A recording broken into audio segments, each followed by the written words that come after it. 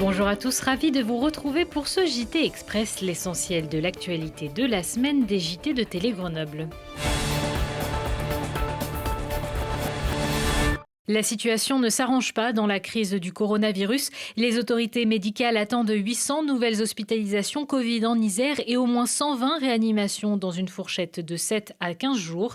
L'objectif, c'est toujours de faire diminuer le nombre de contaminations et de libérer des lits de réanimation à l'hôpital, mais aussi dans les cliniques.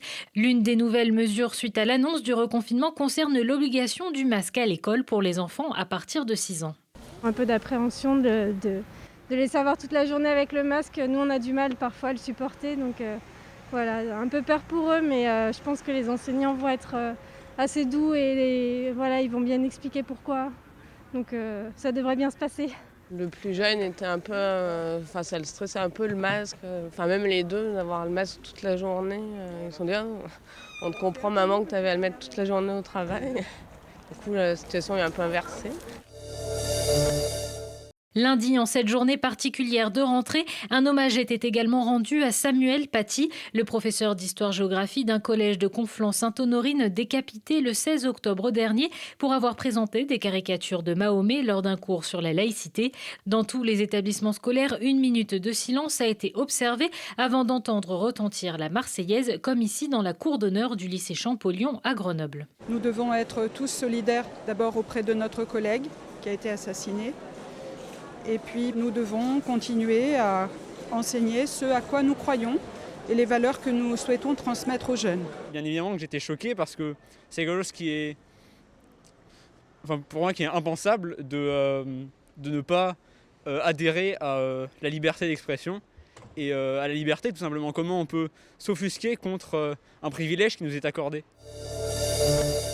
Sur décision de la métropole de Grenoble et du SMAG, le syndicat mixte des mobilités de l'aire grenobloise, la Tempo Vélo B, qui passe sur la rive gauche de l'Isère, quai Stéphane G, a été désinstallée lundi matin. L'expérimentation n'est pas prolongée. La collectivité annonce un impact lourd sur la circulation sur un axe sanitaire stratégique pour le CHU, alors qu'il existe une piste vélo de l'autre côté des quais. Mais cette suppression n'est pas au goût de tout le monde. Certains craignent même que les cyclistes ne se retrouvent de nouveau sur le trottoir. La DTC se déplacer autrement, organiser un rassemblement sur place en début d'après-midi avant d'être délogés par la police. Et oui, ils étaient plus de 6. Toutes les villes en France sont en train de pérenniser ces tempos vélo et nous, au début d'un deuxième confinement, on la supprime. On ne comprend pas. Cette tempo vélo a amené énormément de sécurisation pour les piétons, notamment sur le trottoir. Et aussi pour permettre une circulation vraiment fluide pour les services de secours qui doivent se rendre au centre hospitalier. C'était le dancing vers lequel tous les jeunes de la région ou presque convergeaient pour aller danser le samedi soir. Mais dans la nuit du 31 octobre au 1er novembre, le 5-7 à Saint-Laurent-du-Pont prenait feu et 146 personnes périssaient dans les flammes et la fumée. C'était le plus grand accident de ce type en France au XXe siècle. Malgré le confinement, des survivants, des proches sont venus se recueillir dimanche après-midi, également jour de la Toussaint. J'ai perdu ma sœur qui fut la dernière victime, ma sœur Solange qui a survécu 14 jours à ces brûlures. Donc on a eu la chance de la voir quand même 3-4 fois puisqu'elle était hospitalisée sur Lyon. Mais c'était atroce, on aurait dit une momie. Et je pense qu'elle a dû beaucoup souffrir. On vient toutes les années parce que j'ai un oncle que j'ai pas connu qui est enterré ici, donc qui a brûlé dans l'incendie. C'est le frère de ma maman, il avait 18 ans. À la patinoire Pôle Sud, les travaux de la Grande Glace se sont achevés il y a quelques jours. À peine le temps pour les brûleurs de loups de chausser les patins que les hockeyeurs grenoblois, champions de France, étaient freinés dans leur élan pour cause de confinement et de suspension de Ligue Magnus. Que cela tienne, les entraînements peuvent quand même se dérouler, histoire de garder la forme. Ouais, c'est assez compliqué pour nous. En tant que professionnels, nous, ce qu'on veut, c'est faire des matchs. Maintenant, on est privé de ça, donc voilà, il faut s'adapter. Et il faut savoir bien s'entraîner et être prêt pour quand ça va reprendre. Donc c'est surtout ça qui n'est pas évident. Donc voilà, aujourd'hui c'était plus, on s'amuse un peu plus tout en travaillant le cardio. C'est sûr qu'en général quand tu es hockeyeur, tu t'entraînes pas avec des objectifs, des buts, tu sais quand tu vas jouer, etc. Là c'est un peu particulier, mais voilà, on s'adapte, on est là pour s'entraîner, faire notre boulot et on écoute les consignes, puis après on jouera quand on jouera, quoi.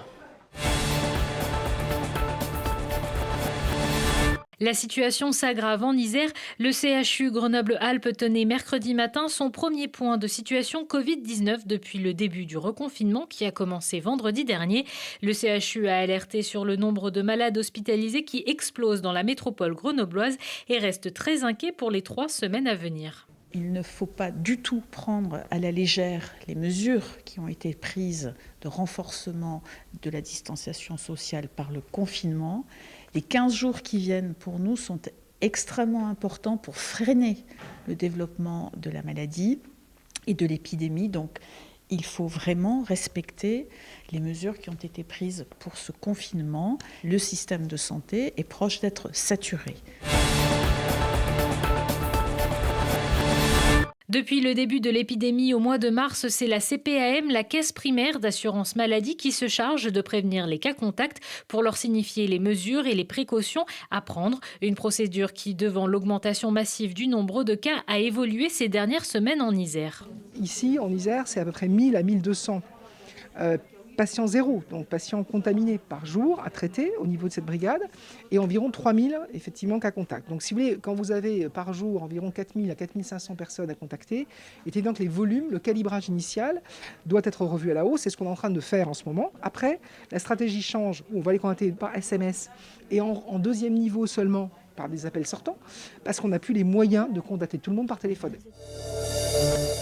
Le 5 novembre 1944, Grenoble était décorée de la Croix d'honneur de la Libération pour sa lutte farouche contre l'occupation nazie. 76 ans plus tard, une cérémonie commémorative se déroulait jeudi matin sur l'esplanade des communes compagnons de la Libération. Après lecture d'un discours du général de Gaulle décorant la ville de Grenoble, 4 lycéens de Champollion sont venus honorer la mémoire des 13 compagnons de la Libération. On a vu au cours de cette cérémonie qu'au fond, tous ces compagnons de la Libération ont des parcours extrêmement divers, variés, mais qui se sont unis dans un seul idéal, comme le disait le général de Gaulle dans son discours, c'est servir leur pays. C'est ça, au fond, la signification de cette cérémonie du jour, compagnons de la Libération pour la ville de Grenoble. Il y avait beaucoup d'institutions qui étaient réunies, il y avait nous qui sommes lycéens, il y avait la police, il y avait des militaires, le préfet, le maire, etc. Donc je pense que vraiment on a vu un peu une espèce de cohésion et du coup j'ai trouvé ça assez beau et ça rendait fier.